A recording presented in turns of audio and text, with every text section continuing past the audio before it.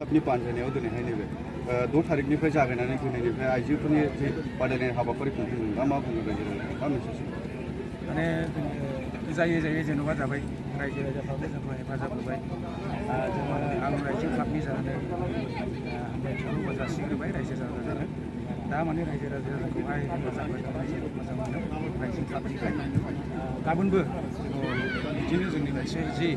Football जोलुर बादायलायनाय दंबावो बियो गाबोन जे फैगौ 9 थारिख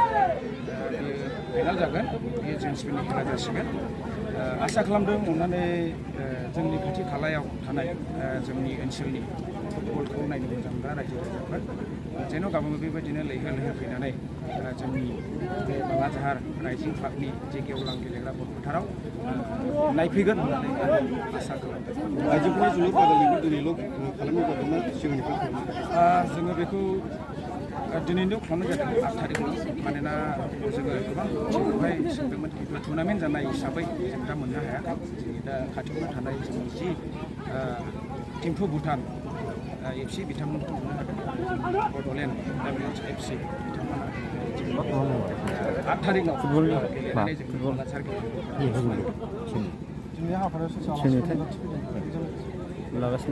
दिनैनि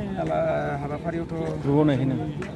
सार रन्जित जोंनि EM बिथाङा फैदोंमोन खिन्थु माखासे सम होनो हायैनि थाखाय बिथाङा गुबैहाय सम लानानै थांफिननाय जादों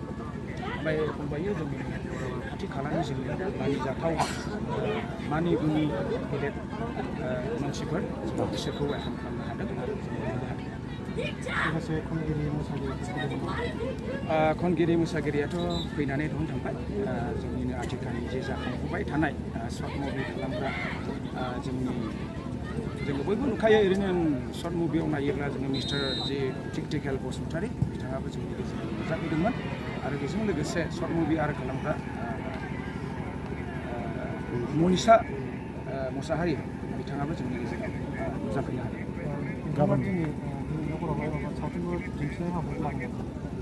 जोङो बेखौबो जोङो आखायाव लानाय जादों मानोना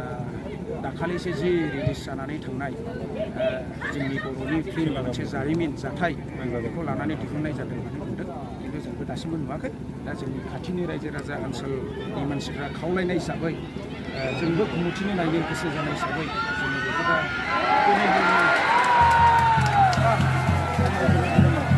दिन्थिनाय जादों जोंनि बालाझार राइजिं गेलेग्रा Bordaland Avalanche 2, Thimphu 2, 2 goal. And it was a very good experience for my girls to play with the Kokrajhar women's team. And my girls, they are very young and they give their best and then they perform very well. And then unluckily जीत नहीं पाया कुछ गलती था क्या actually the game was very good and then in our place we used to play in top and then here it's a natural ground and then we didn't train in the natural ground so it was very tough for my girls to play in this ground and then the ground it was not well leveled and it was more dangerous for them but they give their best. अगले time में आप लोग के country में India का जो लोग players लोग हैं उन लोग को भी खेलने के लिए बुलाएंगे क्या आप लोग? Yes, of course. We are hoping to invite them in our country to play with us.